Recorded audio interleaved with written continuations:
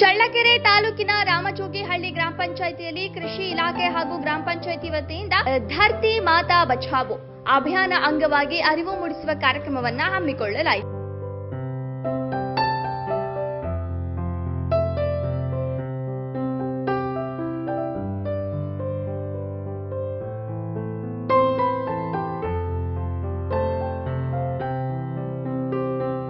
ನಂತರ ಕೃಷಿ ಸಹಾಯಕ ನಿರ್ದೇಶಕರಾದ ಎಸ್ಟಿ ರಮೇಶ್ ಮಾತನಾಡಿ, ರಾಸಾಯನಿಕ ಗೊಬ್ಬರಗಳ ಅತಿಯಾದ ಬಳಕೆಯಿಂದ ಮಣ್ಣು ಹಾಳಾಗುವುದನ್ನು ತಡೆಯಲು ಕೊಟ್ಟಿಗೆ ಗೊಬ್ಬರ ಬಳಕೆಗೆ ಆದ್ಯತೆ ನೀಡಿ ಎಂದು ಹೇಳಿದರು.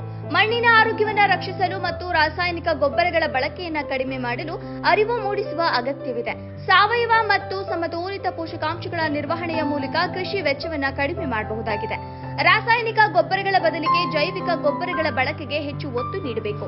ಮಣ್ಣಿನ ಫಲವತ್ತತೆಯನ್ನು ಹೆಚ್ಚಿಸುವ ಮೂಲಕ ಹೆಚ್ಚಿನ ಇಳುವರಿ ಮತ್ತು ರೈತರ ಆದಾಯವನ್ನು ಪಡೆಯಬಹುದಾಗಿದೆ. ಕೃಷಿ ಇಲಾಖೆಯಿಂದ ಗ್ರಾಮ ಮಟ್ಟದಲ್ಲಿ ರೈತರಿಗೆ ಮಣ್ಣಿನ ಪರೀಕ್ಷೆ ಮತ್ತು ಸಾವಯವ ಕೃಷಿಯ ಮಹತ್ವದ ಬಗ್ಗೆ ಸಮಗ್ರ ಮಾಹಿತಿ ನೀಡಲಾಗುತ್ತಿದೆ ಎಂದರು. ರಂಜಕದ ಅಂಶ ಆ ಬೆಳೆಗಳು ಬೇರು ಬೇಗ ಫಸ್ಟ್ ಬೇರೆ ಗಡ್ಡೆ ಅಂತಾನೆ ಗಿಡ ಚೆನ್ನಾಗಿರುತ್ತೆ. ಬೇರು ಬೆಳವಣಿಗೆಗೆ ರಂಜಕ ಯೂಸ್ ಮಾಡ್ತಾರೆ, ಕ್ರಿಯೇಷನ್ ಆಗ್ತದೆ.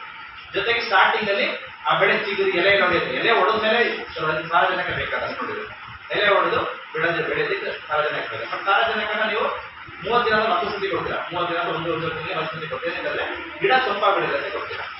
ಅದೇ ರೀತಿ ನೀವು ಪೊಟ್ಯಾಷನ್ನ ಕಾಳು ಕಟ್ಟುವಂತ ಹೂ ಅಂತ ಆಗುತ್ತಲ್ಲ, ಯಾವುದೇ ಬೆಳೆ ಆಗಿಲ್ಲ, ಏನೇ ಬೆಳೆ ಪೊಟ್ಯಾಷನ್ನ ಕೊಟ್ಟರೆ ಆ ಗಿಡಕ್ಕೆ ಅದು ಸ್ಟ್ರೆಂತ್ ಬರ್ತದೆ. ಮತ್ತೆ ಆ ಕಾಯಿ ಕಚ್ಚುವಿಕೆ ಜಾಸ್ತಿ ಆಗುತ್ತೆ, ಜೋಳದಲ್ಲಿ ತೆನೆ ಕಚ್ಚುವಿಕೆ ಜಾಸ್ತಿ ಆಗುತ್ತೆ, ಮತ್ತೆ ತೆನೆ ಗಟ್ಟಿ ಆಗುತ್ತದೆ.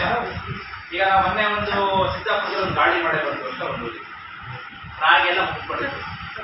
ನಿಂತ್ಕೋಬೇಕು ಅಂದ್ರೆ ಪೊಟ್ಯಾಷ್ ಬೇಕು. ನಾವು ಪೊಟ್ಯಾಷ್ ಸುಮಾರು ಇದ್ದಾವೆ, 16 ಇದೆ, 17 ಇದೆ, 19 ಇದ್ದಾವೆ.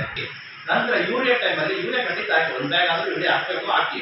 ಆದ್ರೆ ಯೂರಿಯಾನ ಯಾರೋ ರೈತ ನನಗೆ ಇನ್ನೊಬ್ಬ 2 ಹಾಕ್ತಾನೆ, ನಾನು 3 ಹಾಕ್ತೀನಿ ಅಂತ ಹೋದಾಗ ಏನಾಗುತ್ತೆ ದುಷ್ಪರಿಣಾಮ ಹೇಳ್ತೀನಿ. ಈಗ ನಿಮಗೆ 3 ಬೇಕಾಗಿತ್ತು, 3 ಎಲ್ಲರೂ ಸಿಗುತ್ತೆ ಅಂತ ಕಾಂಪ್ಲೆಕ್ಸ್ ಕೊಡಿಸ್ತೀವಿ. DAP ಬಂದಾಗ ನೀವು 15 20 ಯಾವ್ದಾದ್ರು ಕಾಂಪ್ಲೆಕ್ಸ್ ಕೊಡಿಸ್ತೀವಿ. ಯಾಕೆ ಪೊಟ್ಯಾಷ್ ಸಿಗುತ್ತೆ, ಅದಕ್ಕೋಸ್ಕರ DAP ಕೂಡ ಕಾಂಪ್ಲೆಕ್ಸ್ ಕೊಡಿಸ್ಬೇಕು.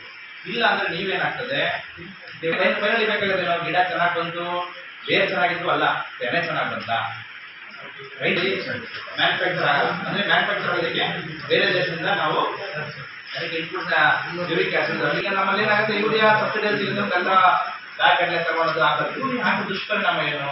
ಯೂರಿಯಾ ಚೆನ್ನಾಗಿ ಹಾಕಿದ್ರ 1-2 ದಿನಕ್ಕೆ ಗಿಡ ಅಷ್ಟೇ ಕಾಣ್ತದೆ, ಬೆಳವಣಿಗೆ ಚೆನ್ನಾಗಾಗುತ್ತೆ, ಹಾಳು ಕಣ್ಣಲ್ಲ. ಬೆಳವಣಿಗೆ ಚೆನ್ನಾಗಾದಾಗ ಏನಾಗುತ್ತೆ, ನಿಮಗೆ ರೋಗ ಕೀಟಗಳು ಬಾಧೆ ಸಹಜವಾಗಿ ನೋಡಿ. ಈಗ ಸಿಡ್ಲಿ ಯಾವ್ದು ಪಡೆಯೋದು, ಚೆನ್ನಾಗಿರೋ ಮರ. ರೋಗ ಯಾರಿಗೆ ಬರೋದು, ಚೆನ್ನಾಗಿರೋ ಮನುಷ್ಯನಿಗೆ ಅಂತ ಎಲ್ಲ ಮಾತಾಡ್ತೀವಿಲ್ಲ. ಸೊ ಚೆನ್ನಾಗಿ ಕಾಣಬೇಕು ಅಂದ್ರೆ ಯಾವುದು ಯೂರಿಯಾ ಹಾಕಿದ್ರೆ ಚೆನ್ನಾಗಿ ಕಾಣ್ತದೆ. ಯೂರಿಯಾ ಹಾಕಿದ ತಕ್ಷಣ